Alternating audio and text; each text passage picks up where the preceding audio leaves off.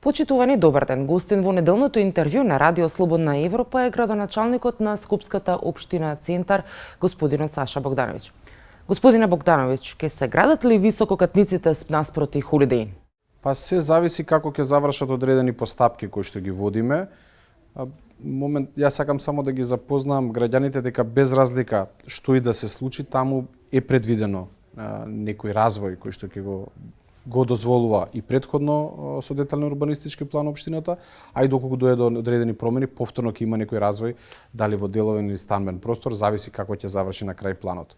Моментот е што ние до пред известно време, пред одлуката на Уставен суд, односно решението за поништување на нашата одлука за неспроведување на детални урбанистички планови, имавме начин како да не се постапува по тие детални урбанистички планови, но на жалост Уставниот суд ни ја укина таа одлука и сега сме во една фаза каде што се дозволува на собствениците на земјиштето да поднесуваат барања за одобрение, а ние пробуваме со одредени мерки да исправиме тоа што може да се исправи, така да се зависи од исходот на тие постапки кои што ќе се водат.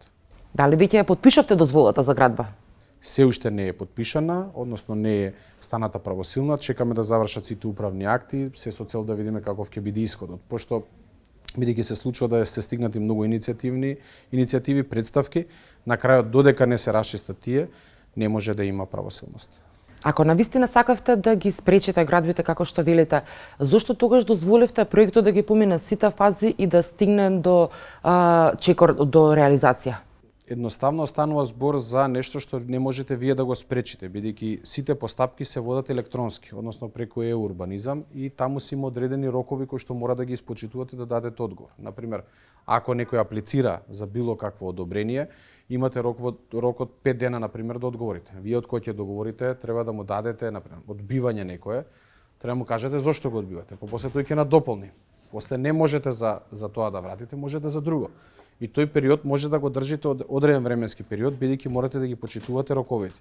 Додека имавме мораториум, не можеше никој да аплицира во системот. На жалост, веќе немате правен механизам како тоа да го спречите. Единствено нешто што сега може да се направи се сите оние представки кои што ги имаме добиено и жалби на самата постапка, но и нешто што ние планираме како совет да го донесеме.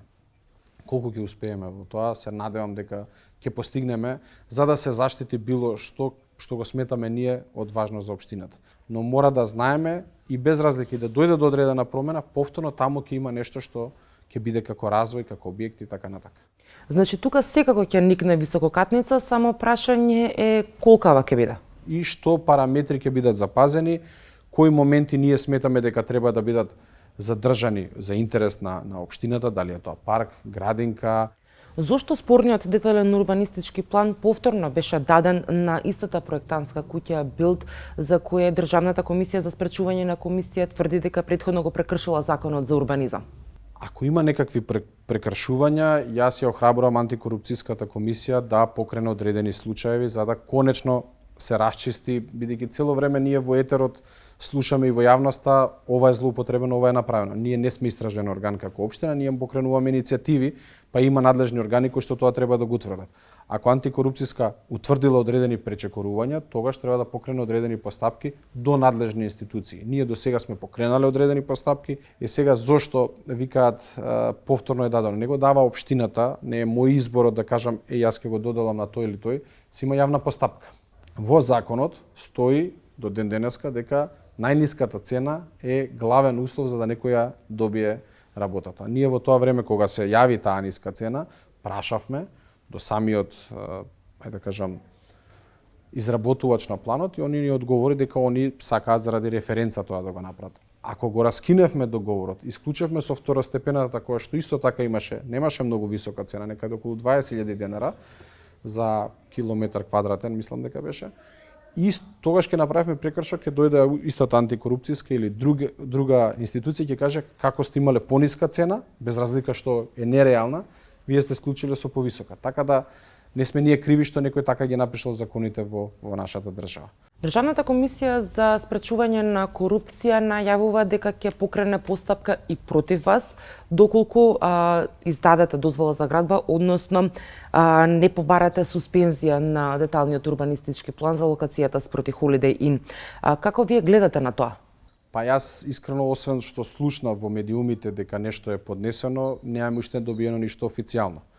Ние целата документација доставивме до антикорупцијска комисија. Ако се сеќавате, имавме на пресконференција каде што јас побарав до самите институции да превземат и они нешто, бидејќи чисто да стане појасно. Ако некој направил генерален план над нас, некој направил план за просторно планирање, тоа е владата. Ние сме најниските, ние се прилагодуваме на нивните услови за игра. Ако во меѓувреме нешто се прекршило, се направило било каков проблем, до сега некој требал да сноси одговорност. И мене ми е многу жал и баш ја користам таа прилика, зашто до сега, ако ние цело време сме апелирале неусогласености или штетни влијанија на одредени детални урбанистички планови, зашто баш сега некој реагирал за тие планови кои што се донесени години наназад.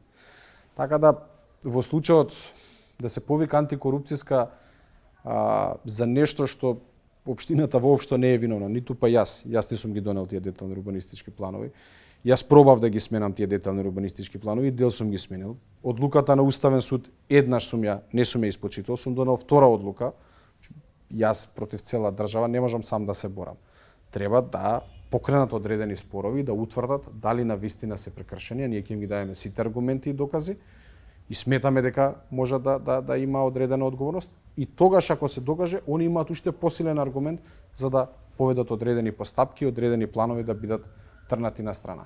Постојано велите дека институциите не ви помогнале. Кои институции не ви помогнале во, како што велите, вашата битка? Еве антикорупцијска препорака. Еве, како може ние 3 години да држиме мораториум, да викаме дека има прекршување на планови, се кога падна мораториумот, сега демек ќе се отвараат случаеви. И уште немаме ништо отворено. Значи, знаете како се сведува? Се сведува општината. Јас, како Саша Богдановиќ, не сум ги донел тие планови. Ги донел некој друг пред мене, некој претходно давал согласност и ги аминувал тие планови. Откако се отвори пат за градење на плацевите на водно за фирмата Маркиза, дали и фирмите на Јордан Камчев, за кои имаат плац во тој регион, а за кој обвинителството води постапка во која ги поврзува со поранешниот премиер Никола Груевски, ќе може да добијат дозвола за градба во таа област? Па, додека постојат деталните урбанистички планови кои што се на сила, на жалост, вие не можете да спречите одредена постапка. Можете во одредена постапка, одредени работи да ги попречувате, не знам, да барате одредено изменување, но додека тие плацеви не се избришат, а сега моментално не смееме да превземаме ништо, бидејќи, како што кажавте, самите има одредени постапки пред судови. Ако превземеме нешто, тоа значи уништување на доказен материјал. Секој може да го направи тоа. Дали општината ќе најде механизми тоа да го спречи, тоа се работи моментално. А дали досега поднале барање за дозвола за градба? Има некој стар предмет на ексико, ама тој е вратен во постапка, ама тој уште предадам јас градоначалник.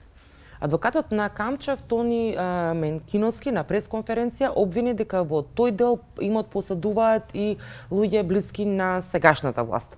Дали е тоа точно и може ли да ни откриете кој се поседува плац во шумскиот појас на водно? Не знам, тоа треба во катастар да се обратиме и да дознаеме. Зависи за конкретно за која локација, бидејќи таму не се само тие плацеви, има подоли други плацеви, луѓе кои што се имаат изградено и претходно. Така да ако има некој не знам, конкретна парцела да ни кажете, може да ја провериме во катастар. Дали за тој регион поднели и други луѓе барања за дозвола за градба? Јас колку што знам до сега не. Сопствениците на земјиштето кај Треска се закануваат со кривични пријави доколку не им се даде дозвола за градба. Какво е решението за овој случај? Па ние ќе покренеме исти постапки за сите планови, бидејќи во пресудата на Уставен суд не вика не смеете селективно да постапувате. Затоа ќе набидат поднесени елаборати секаде каде што сметаме дека треба да биде зачуван јавниот интерес, тоа како што напоменав е државно земјиште за кое што ние имаме некој наше видување дека треба да биде нешто друго, односно нешто што е во интерес на општината. И нормално ќе бараме некои усогласување на параметри таму каде што не се усогласени. Пак ќе кажам, нашето ќе го направиме. после тие суспензии, тие планови одат во град Скопје, во Министерство за транспорт и врски. Целокупната ситуација зависи. Ако успееме да ги издонесеме, да ги измениме, тогаш ќе имаат нови услови за работа. Ако не успееме, ќе пробуваме преку постоечките правни механизми да го постигнеме тоа што за секоја сме се бореле. Повеќе зеленило, паркинг место во сопствена парцела, заштита на државното земјиште кое што на жалост со одредени одлуки порано било распродавано на начин на кој што било распродавано и така натака. Дел од советниците тврдат дека елаборатите биле изготвени уште во декември минатата година. Зошто досега не е поднесено барање за суспензија?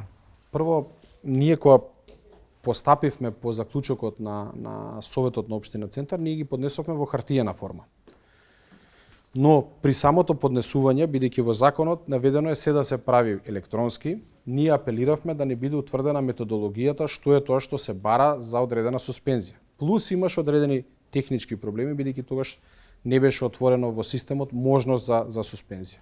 Од кога ги доставивме сите, имавме после уште една седница, ги доставивме сите информации што ги имаме како општина, бидејќи сега со земјиштето од 2018 крајот на 2018, на почетокот на 2019 ги превземавме сите предмети и управувањето со градежното земјиште, веќе знаеме и одредени спорови како завршувале.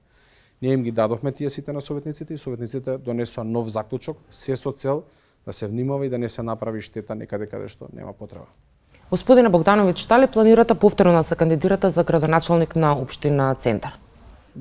Не е само мојата желба, треба да поминам и одредени филтри кои што на крајот ќе ја потврдат кандидатурата. Последната анкета на МЦМС покажува дека вие сте на 10-то место на ранг листата на успешните градоначалници.